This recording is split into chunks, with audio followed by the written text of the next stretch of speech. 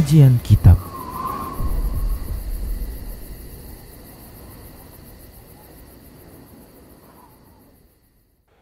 Bismillah, assalamualaikum warahmatullahi wabarakatuh. Innal hamdalillah nahmaduhu wa nasta'inuhu wa nastaghfiruh wa na'udzu billahi min shururi anfusina wa min sayyiati a'malina may yahdihillahu fala mudhillalah wa may yudlilhu fala hadiyalah. Wa ashhadu an la ilaha illallah wahdahu la syarikalah wa ashhadu anna Muhammadan abduhu wa rasuluhu sallallahu alaihi wasallam. Qala Allah tabaraka wa ta'ala ya ayyuhalladzina amanu taqullaha haqqa tuqatih wa la tamutunna illa wa antum muslimun.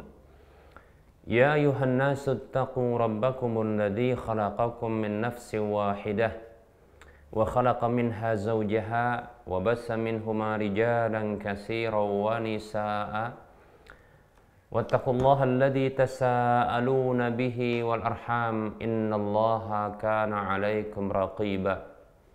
Ya ayyuhalladzina amanu taqullaha wa qulu qawlan sadida yuslih lakum a'malakum wa yaghfir lakum dhunubakum wa man yuti'illaha wa rasulahu faqad faza fawzan 'azima amma ba'd. Fa inna asdaqal hadisi kitabullah wa khairal huda huda Rasulillah sallallahu alaihi wasallam wa syarrul umuri muhdatsatuha wa kullu muhdatsatin bid'ah wa kullu bid'atin dhalalah wa kullu dhalalatin finnar. Para pemirsa Rosyad TV dan para pendengar Radio Medan Mengaji serta para pemirsa media sunnah yang turut serta menyiarkan kajian ini, alhamdulillah segala puji hanya untuk Allah atas semua nikmatnya. Salawat dan salam tak lupa kita ucapkan untuk Rasulnya Muhammad sallallahu alaihi wasallam. Baik para hamba Allah rahimani wa rahmakumullah, kita lanjutkan pembahasan kitab Minhajul Muslim di bab yang keempat tentang ibadah. Pada pertemuan yang lalu kita sudah sebutkan terkait dengan jumlah rakaat sholat witir. Ada yang berjumlah 1 rakaat, ada yang 3 rakaat. 3 rakaat ini pun ada 2 bentuknya, ya. Bisa 2 kali salam, atau bisa 1 kali salam dengan sekaligus. Dan 1 tasyahud, tidak boleh 2 tasyahud. Ya, kemudian ada 5 rakaat, ya, kemudian ada 7 rakaat, ada 9 rakaat. Baik para hamba Allah rahimani wa rahimakumullah. Kali ini kita akan sebutkan pembahasan berikutnya, apakah dipersyaratkan untuk memulai witir itu dengan sholat sunat 2 rakaat sebelumnya. Apakah merupakan syarat demikian? Ataukah boleh untuk melakukan salat witir saja tanpa didahului dengan salat-salat sunat yang berjumlah genap? Baik para hamba Allah rahimani wa rahmakumullah, para ulama mereka berbeda pendapat. Ya, para ulama mereka berbeda pendapat. Maksud dari permasalahan ini adalah kalau ada orang salat cuma 1 rakaat saja contohnya, atau 3 rakaat saja contohnya, ya, 3 rakaat dengan 1 salam gitu ya. Apakah dibolehkan? Baik para ulama mereka berbeda pendapat. Pendapat yang pertama adalah pendapat dari ulama mazhab Maliki dan satu pendapat dari ulama mazhab Syafi'i. Pendapat ini menyatakan bahwasanya ya, witir dengan 1 rakaat tidak boleh dilakukan kecuali setelah melakukan sholat ya yang genap terlebih dahulu, ya, yang mendahuluinya. Dalilnya untuk hal ini adalah sabda Nabi sallallahu alaihi wasallam, "Salatul laili masna masna fa idza khasya ahadukumus subha shalla rak'atan wahidatan tutiru lahu ma qad shalla." Ini hadisnya sudah kita sebutkan, sahih hadisnya. Nabi Shallallahu Alaihi Wasallam beliau bersabda, salat malam itu 2 rakaat salam, 2 rakaat salam. Ya, maka apabila salah seorang di antara kalian khawatir tiba waktu subuh, maka dia bisa sholat dengan 1 rakaat yang dia menjadikan witir, menjadikan ganjil solat-solat yang dia telah solati. Demikian.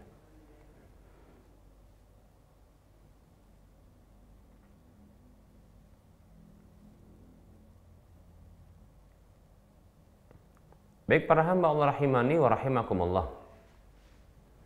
Nah ini dalil yang mendasari pendapat ini, bahwasanya salat 1 rakaat di sini dibolehkan kalau ada salat-salat genap sebelumnya. Nah begitu ya.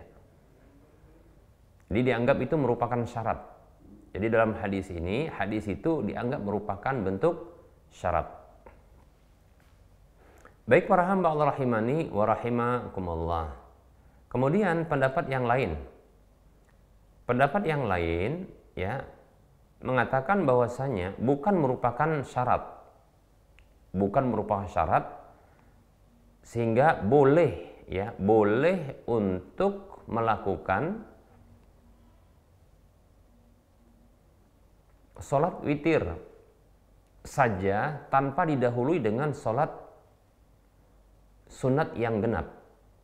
Boleh untuk melakukan ya salat witir saja, seperti contohnya 1 rakaat saja, atau 3 rakaat saja, ya 1 rakaat saja atau 3 rakaat saja.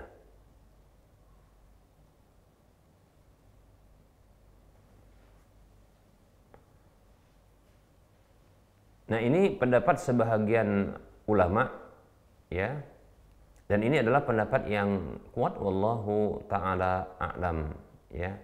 Ini adalah pendapat ulama mazhab Syafi'i dan ulama mazhab Hambali ya. Boleh mencukupkan dengan witir 1 rakaat saja ya. Hanya saja kurang afdol ya, kurang afdol ya. Hanya saja kurang afdol. Jadi mencukupkan hanya 1 witir atau 3 witir begitu ya sekaligus. Nah ini kurang afdol. Ya, disebut dengan khilaful aula. Ya.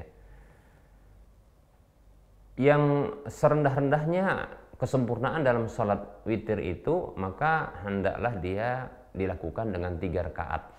Nah gitu. Kalaupun bisa contohnya 3 rakaat itu dengan melakukan 2 rakaat dulu, ya baru ditutup dengan 1 rakaat, 2 rakaat salam, baru 1 rakaat salam. Jadi witir 3 rakaat dibagi 2 dengan 2 kali salam. Nah seperti itu ya sholat witir yang paling rendah kesempurnaannya seperti itu. Baik para hamba Allah rahimani wa rahimakumullah.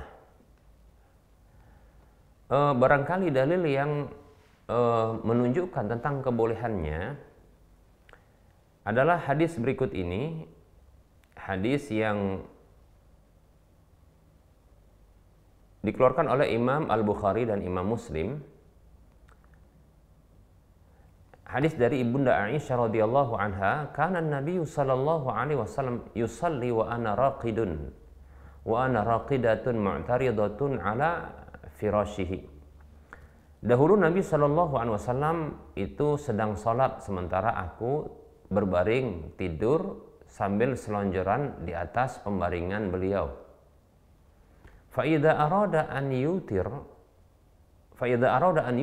au aiqadani fa'autartu. Maka apabila beliau ingin berwitir, maka beliau membangunkanku, maka aku pun berwitir. Lihat, maka aku pun berwitir, sehingga di sini dipahami bahwasanya Ibunda Aisyah radhiyallahu anha langsung melakukan witir. Nah, seperti itu, ya.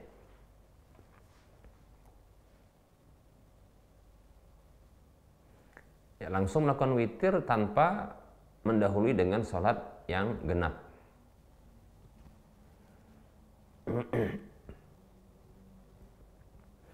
Begitu juga tentang hadis-hadis yang sudah berlalu penyebutannya tentang jumlah ya sholat 7 ya, 7 witir, kemudian 9 witir ya. Yang satu hadis itu dari Ibunda Aisyah radhiyallahu anha Ya Rasulullah SAW dikabarkan oleh Ibunda Aisyah witir dulu, baru setelah itu melakukan sholat 2 rakaat sambil duduk. Ya, demikian. Ya, ada yang 7 witir, ya. Setelah witir 7 witir, yaitu di rakaat yang pertama sekali beliau itu melakukan sholat witir itu 9 rakaat. Beliau tidak duduk kecuali di rakaat yang ke-8. Ya. Untuk tasyahud awal, kemudian beliau naik ke rakaat ke-9, lalu beliau tasyahud akhir, lalu beliau salam. Nah, itu kan witir. Itu witir, kemudian beliau sholat 2 rakaat sambil duduk. Nah, kemudian ketika beliau sudah semakin tua, ya, bertambah juga gemuk beliau, ya, maka beliau witirnya 7 rakaat. Dengan di rakaat yang ke-6 beliau tasyahud awal, kemudian di rakaat yang ke-7 beliau itu melakukan tasyahud akhir, lalu salam. Kan witir dulu, baru lakukan 2 rakaat salam. Kemudian melakukan sholat 2 rakaat sambil duduk, lalu salam. Nah, seperti itu. Jadi bukan merupakan sebuah kesalahan kalau witir dulu, demikian, ya. Nah, seperti itu. Baik para hamba Allah rahimani wa rahimakumullah.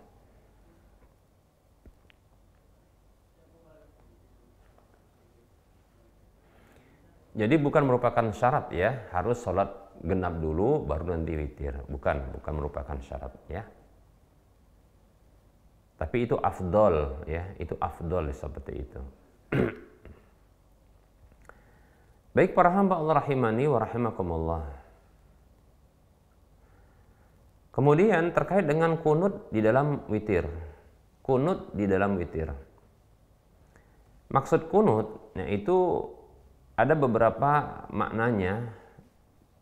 Maknanya adalah berdiri, ya, al-qiyam, berdiri, sukut, tenang, kemudian dawamul ibadah, ya, berterusan ibadah, kemudian maknanya ad-doa, doa, kemudian tasbih, khusyuk.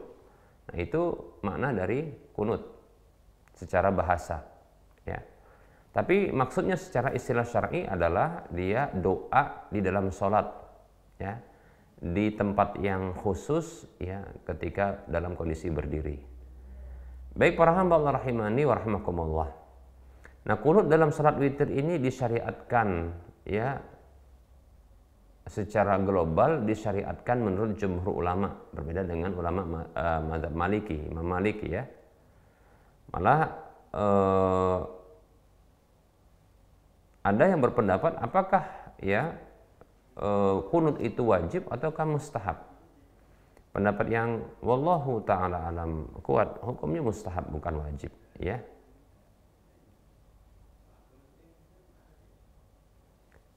Dan ini, ya, berlaku di setiap tahun, ya, sepanjang tahun bahkan, ya. Di sepanjang tahun itu diberlakukan, tidak hanya khusus di bulan Ramadan, ya. Kemudian, ya, apakah dilakukan sebelum ruku ataukah setelah ruku? Nah, ini akan insyaallah ta'ala akan kita bahas. Baik para hamba Allah rahimani rahimakumullah, ya, dianjurkan untuk melakukan ruku, melakukan kunut, ya, itu dengan bentuk jarang-jarang, ya, di sepanjang waktu dari setahun. Silahkan, ya, silahkan kunut, silahkan tidak, demikian, ya, seperti itu. Anjurannya demikian. Ini berdasarkan hadis Hasan bin Ali radhiyallahu anhuma,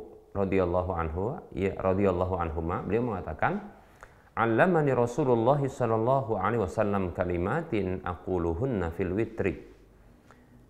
Hasan ibnu Ali, ya, cucunya Nabi sallallahu alaihi wasallam, Hasan bin Ali radhiyallahu anhuma mengatakan, Rasulullah sallallahu alaihi wasallam mengajarkan kepadaku beberapa kalimat yang aku baca dalam witir.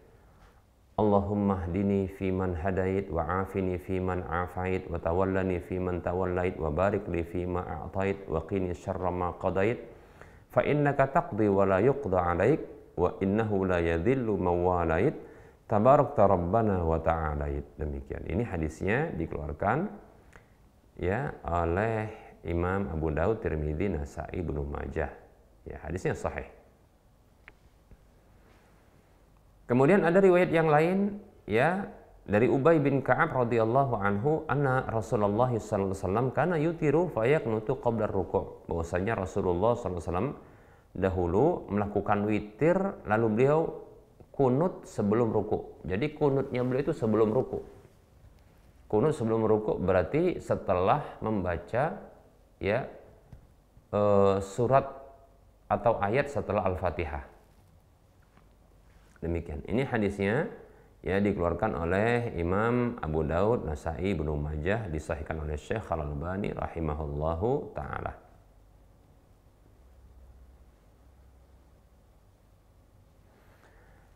Kenapa kok dinyatakan bahwasanya dianjurkan ya untuk melakukan kunut itu jarang-jarang ya, sepanjang tahun itu tapi jarang-jarang. Karena para sahabat radhiyallahu an ya mereka memandang ya atau mereka melakukan witir tapi tidak disebutkan mereka itu melakukan kunut ya. Nah, kalaulah Rasulullah juga melakukannya secara kontinu, pasti juga hal itu akan dinukilkan kepada kita ya. Ada riwayat dari Hasan bin Ali tadi radhiyallahu anhuma, begitu juga Ubay bin Ka'ab ya, tapi ini bukanlah menunjukkan ya tindakan yang berterusan, tapi ini ya menunjukkan boleh untuk dilakukan ya. Jadi ini menunjukkan pertama tidak wajib, kemudian menunjukkan dia dilakukan dengan jarang-jarang. Ini pendapat jumhur ulama. Baik ya. Kemudian ya kunut itu dilakukan sebelum ruku ya. Bisa juga dilakukan setelah ruku. Kunut dalam salat witir itu bisa dilakukan sebelum ruku ya. Tapi bisa juga dilakukan setelah ruku. Yang paling afdol adalah sebelum ruku dan setelah membaca ya ayat atau surat ya setelah Al-Fatihah. Nah, berdasarkan hadis Ubay bin Ka'ab radhiyallahu anhu yang sudah kita bacakan tadi ya, di mana beliau mengkabarkan radhiyallahu anhu anna Rasulullah sallallahu alaihi wasallam kana yutiru fayaqnutu qabla ruku'. Bahwasanya Rasulullah SAW itu pernah berwitir lalu beliau kunut sebelum ruku'. Demikian.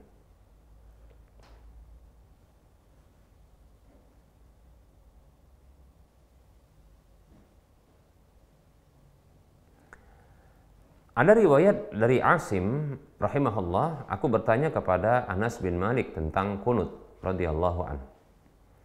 Lalu beliau mengatakan qad kana kunut. Ya, kunut itu berlaku dahulu ya. Faqultu qabla ruku', apakah sebelum ruku'? Faqala kadzib, ya. Tidak, ya, dusta. Enggak begitu. Innama qanata Rasulullah sallallahu alaihi wasallam ba'da ruku'i syahran. Sesungguhnya Rasulullah SAW itu pernah melakukan kunut setelah ruku ya selama sebulan. Urahu kana ba'asa qauman lahum al-qurra zuha 70 rajulan ila qaumin minal musyrikin ya. Duna ulaika wa kana bainahum wa baina Rasulillah sallallahu alaihi wasallam ahdun faqanata Rasulullah sallallahu alaihi wasallam syahran yad'u alaihim.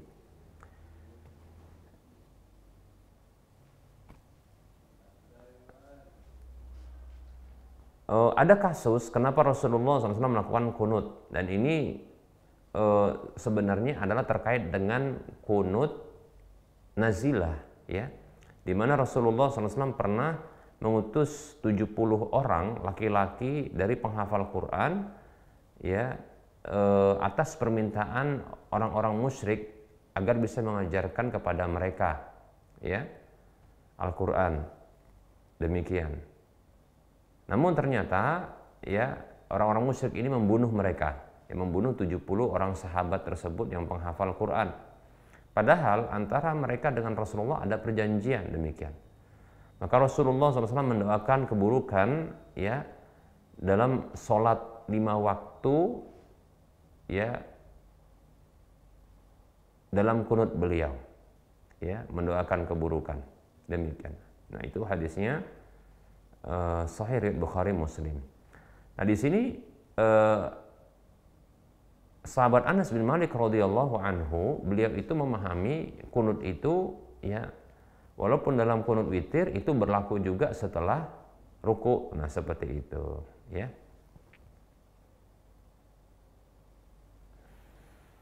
Nah, oleh karenanya Al-Hafidz Ibnu Hajar Al-Asqalani rahimahullahu taala, beliau berkomentar di dalam Fathul Bari di juz yang kedua di halaman 569,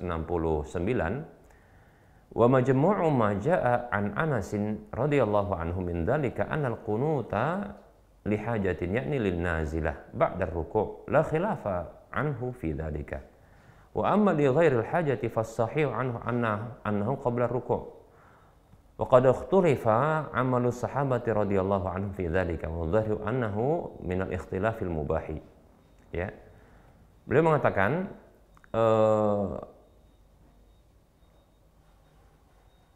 kesimpulan atau gabungan dari apa yang datang dari Anas bin Malik radhiyallahu an tentang hal itu, bahwasanya kunut itu dikarenakan ada sebuah keperluan, yaitu karena ada kejadian ya, yaitu kunut nazilah ya, itu dilakukan setelah ruku, tidak ada perbedaan ya tentang hal itu ya. Adapun untuk selain kunut nazilah, maka yang benar, yang sahih adalah ya bahwasanya itu sebelum ruku. Ya, kunutnya sebelum ruku. Ya, amalan para sahabat ya berbeda tentang masalah ini. Zahirnya bahwasanya perbedaan seperti ini ya, baik itu kunut witir sebelum ruku atau setelah ruku, itu perbedaan pendapat yang diperbolehkan. Wallahu taala alam. Demikian. Baik para hamba Allah rahimani wa rahmakumullah. Namun tentunya pendapat yang kuat dan afdol ya, itu kunutnya sebelum ruku. Jadi kunut witirnya sebelum ruku. Ya, wallahu taala alam. Adapun bacaan dalam kunut witir adalah sudah yang kita sebutkan tadi hadisnya, yaitu hadis Hasan bin Ali radhiyallahu anhuma ya, yang diajarkan oleh Nabi SAW tentang doa kunut, Allahumma hdini fiman hadait, sampai akhir hadis. Demikian ya.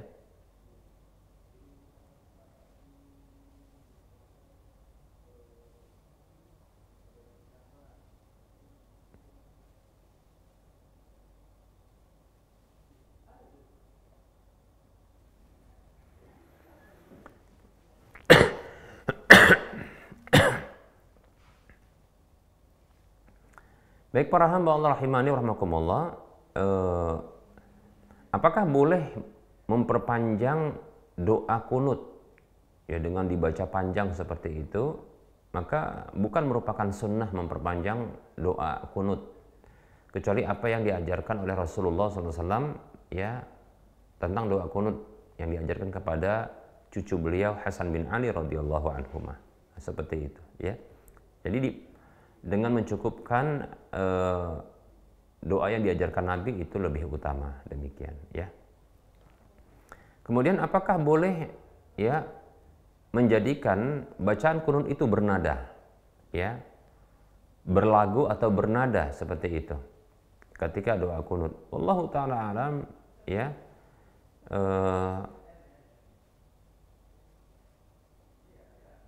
Dikhawatirkan hal ini perkara baru ya, dikhawatirkan hal ini termasuk perkara baru. Sebaiknya jangan dibaca dengan berlagu ya, karena ini doa ya. Kalau kita doa berbeda dengan membaca Al-Quran ya.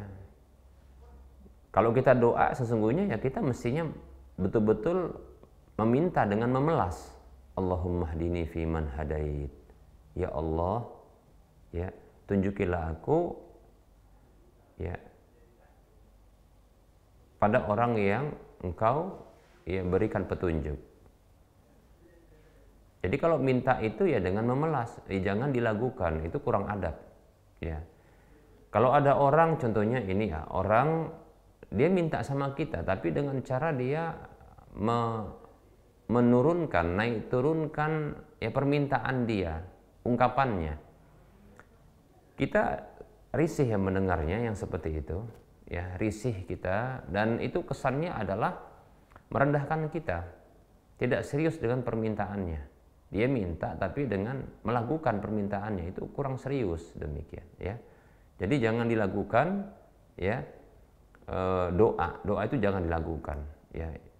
Yang ada hanyalah memelas, kalau meminta itu memelas. Jadi bahasanya datar, meminta ya sambil menunjukkan bahwasanya butuh. Nah, seperti itu, bukan malah dilakukan.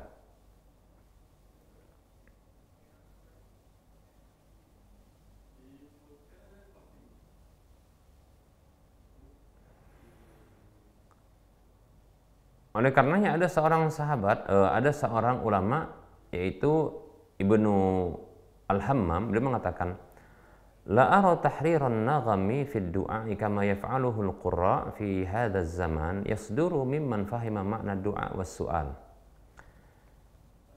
Saya berpandangan ya tidak benarnya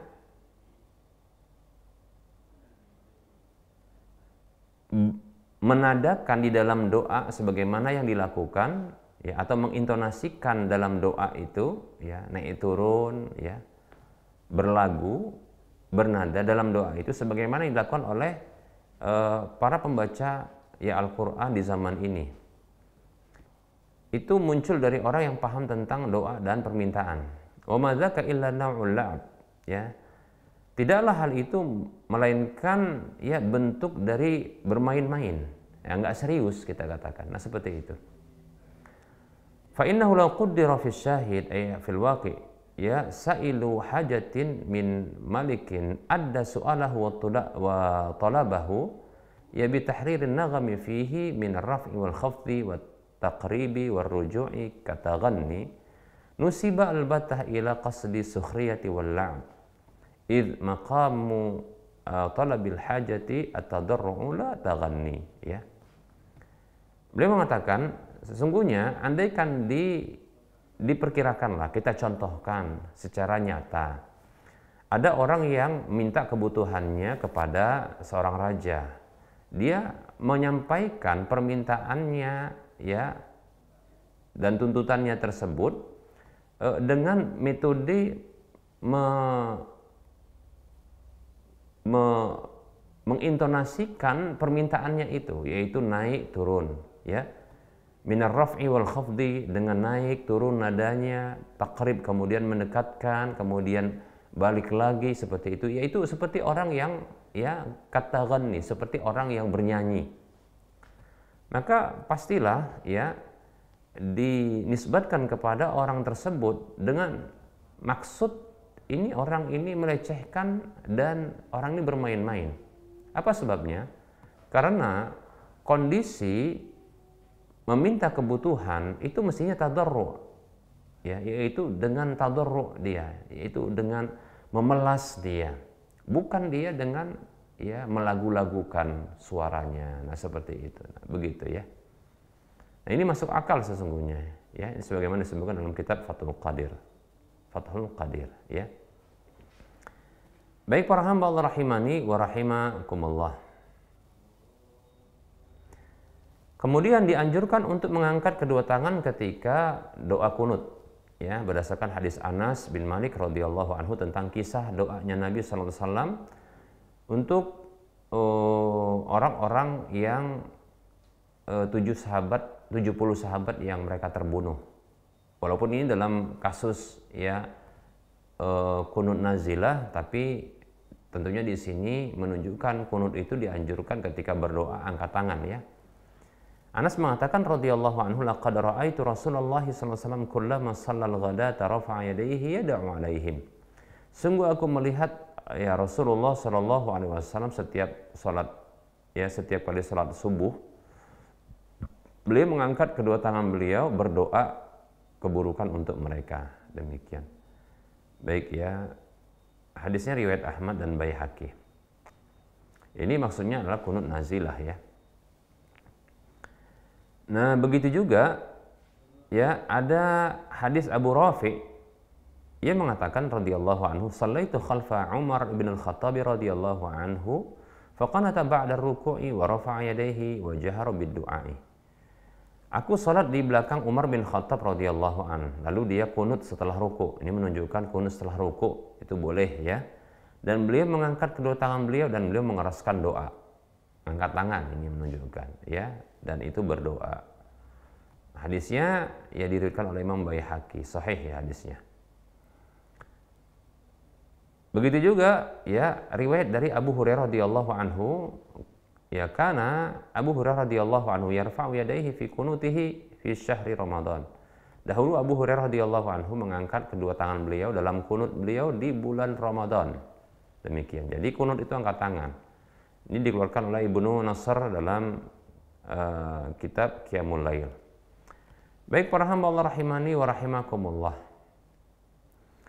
Hanya saja tidak disyariatkan ya untuk mengusapkan wajah. Begitu juga ya mengusapkan tangan ke wajah atau ke dada ya setelah kunut tersebut. Karena memang nggak ada dalilnya. Imam Baihaqi dalam kitab Sunannya mengatakan fa amma mashul yadaini bil wajhi indal faraghi minad du'ai falastu ahfaduhu an ahadin minas salafi fid du'ail qunuti. Adapun mengusapkan kedua tangan ke wajah setelah selesai dari doa, maka aku tidaklah menghafal dari atau tidaklah memahami atau tidak menghafal dari salah seorang pun ulama salaf ketika berdoa kunut, ketika doa kunut, demikian. Ya. Begitu juga tidak sahih hadis tentang mengusapkan wajah setelah doa, ya, ketika di luar sholat. Ya, dalam hal ini ya sebenarnya ada perbedaan pendapat ya, karena ada yang menghasankan hadis terkait dengan mengusapkan wajah ya setelah berdoa secara umum. Ya. Adapun Syekhul Islam Ibnu Taimiyah rahimahullah taala mengatakan begini, wa amma mashuhu wajhahu biyadayhi falaysa anhu sallallahu alaihi wasallam fihi illa hadisun aw hadisani la yaqumu bihi ma hujjah wallahu alam. Adapun mengusapkan wajah dengan kedua tangan, maka itu bukanlah berasal dari Nabi sallallahu alaihi wasallam, tidaklah ada dari Nabi sallallahu alaihi wasallam kecuali satu hadis atau dua hadis yang tidak bisa dijadikan hujjah. Wallahu a'lam, demikian. Baik para hamba Allah rahimani wa rahimakumullah. Apa bacaan setelah witir? Baik para hamba Allah rahimani wa rahimakumullah.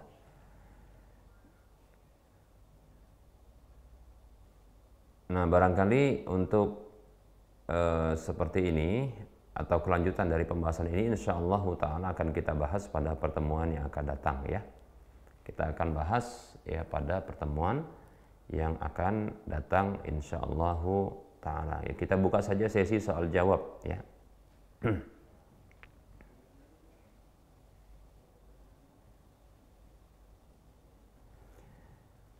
Kita buka sesi soal jawab.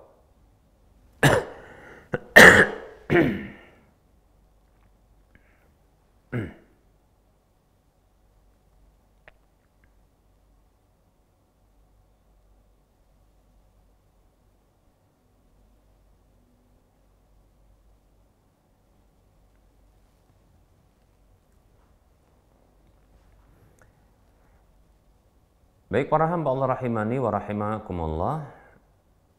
Ada pertanyaan di sini.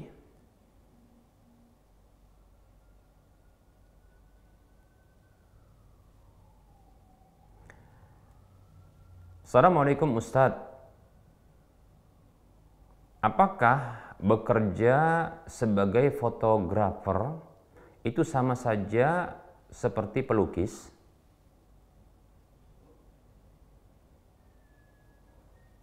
Dan bagaimana hukumnya Ustadz? Baik. Bismillah wa alaikumussalam warahmatullahi wabarakatuh. Semoga Allah subhanahu wa ta'ala memberikan kepada kita rezeki yang halal lagi baik ya. Baik para hamba Allah rahimani rahimakumullah, untuk hal seperti ini para ulama berbeda pendapat terkait dengan hal yang ditanyakan ini. Para ulama mereka berbeda pendapat ya, karena ini permasalahan kontemporer, yaitu menghasilkan gambar dengan alat ya. Fotografer tentunya ini menghasilkan gambar dengan alat foto ya, demikian. Nah para ulama mereka berbeda pendapat. Kalau tidak salah pendapat Lajnah Daimah yang dipimpin oleh ya Syekh bin Baz dan ulama-ulama yang lainnya berpendapat bahwasanya hukumnya adalah haram. Ya, hukumnya adalah haram. Itu merupakan bentuk menggambar makhluk bernyawa. Bila yang digambar itu adalah ya makhluk bernyawa, demikian. Nah, seperti itu. Adapun pendapat yang kedua, ini pendapat yang dipegangi oleh Syekh Muhammad Shalih Utsaimin rahimahullah taala dan orang-orang sependapat ya dengan beliau, bahwasanya menghasilkan gambar makhluk bernyawa dengan alat itu bukanlah termasuk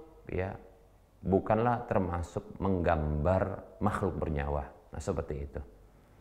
Karena bukan dihasilkan dengan tangan, tapi dihasilkan dengan alat. Nah, seperti itu. Demikian.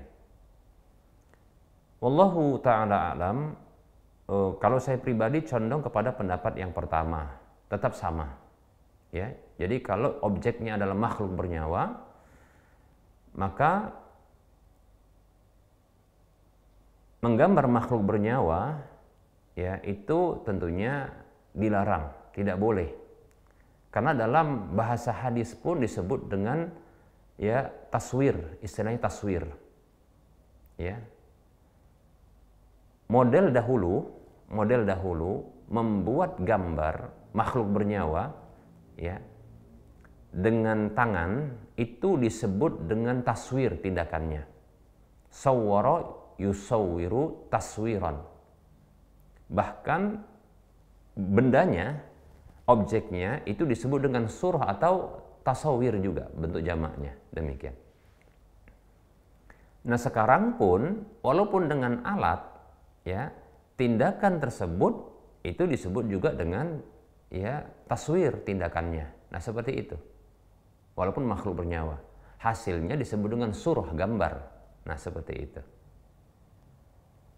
Nah, ini berdasarkan hadis yang diriwayatkan oleh Imam Al-Bukhari dari seorang tabi'in yang bernama Sa'id ibnu Abil Hasan rahimahullah, yang menceritakan ada seorang laki-laki yang datang kepada Ibnu Abbas radhiyallahu anhuma. Ia mengatakan, "Ya Abu Abbas, wahai Abu Abbas, ya, inni insanun innama ma'isyati min sun'ati yadi." Sesungguhnya aku adalah seseorang yang mata pencaharianku hanyalah dari hasil kerja tanganku. Wa inni asna'u hadhihi tasawir. Nah, dia katakan begitu. Sesungguhnya aku membuat gambar-gambar ini. Disebut dengan tasawir, gambar-gambar ini. Apa kata Ibnu Abbas radhiyallahu anhuma? Ya. Uhadditsuka hadisan. Aku akan menyampaikan satu hadis. Ya. Yang tidaklah aku mendengar hadis tersebut kecuali Rasulullah SAW bersabda. Dengan hadis seperti ini, bunyi seperti ini. Jadi ini sabda Nabi SAW yang disampaikan oleh Abdullah ibnu Abbas radhiyallahu anhuma. Man sawwara suratan. Man sawwara suratan fa innallaha mu'adzibuhu hatta yanfukha fiha ar-ruh wa laisa binafikhin fiha abada. Kurang lebih maknanya seperti ini. Siapa saja membuat gambar, man sawwara suratan, siapa saja yang membuat gambar, sawwara suratan, membuat gambar, maksudnya gambar makhluk bernyawa, maka sesungguhnya Allah akan mengadabnya sampai dia bisa meniupkan ruh pada gambar tersebut, dan selamanya dia tidak akan mampu untuk meniupkan ruh padanya. Setelah mendengarkan kabar penyampaian seperti ini, orang tersebut bergetar bergetar badannya dan pucat pasih wajahnya. Ya. Maka Ibnu Abbas radhiyallahu anhu mengatakan, ya, waihak in abaita illa an tasna'a, ya, celaka kamu kalau kamu memang tak mau kecuali memang harus melakukannya, fa'alaika bihadzal syajar, maka hendaklah kamu menggambar ini pohon, ya, kullu syai'in laisa fihi ruh, segala sesuatu yang tidak ada ruh padanya.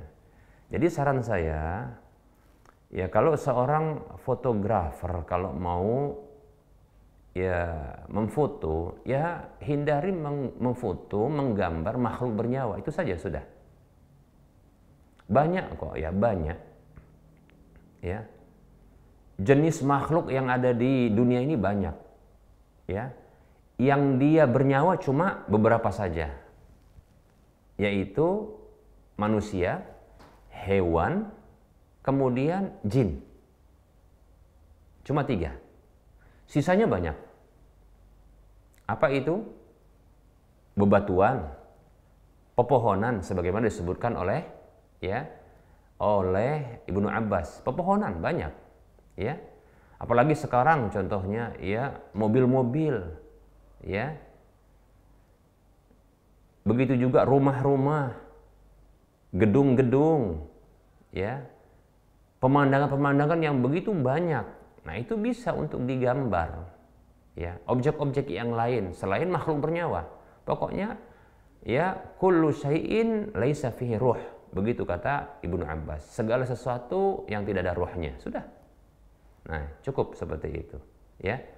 Profesi seperti ini sebenarnya tidak mengapa, tapi hindari, ya, gambar makhluk bernyawa seperti itu, ya. Wallahu ta'ala alam.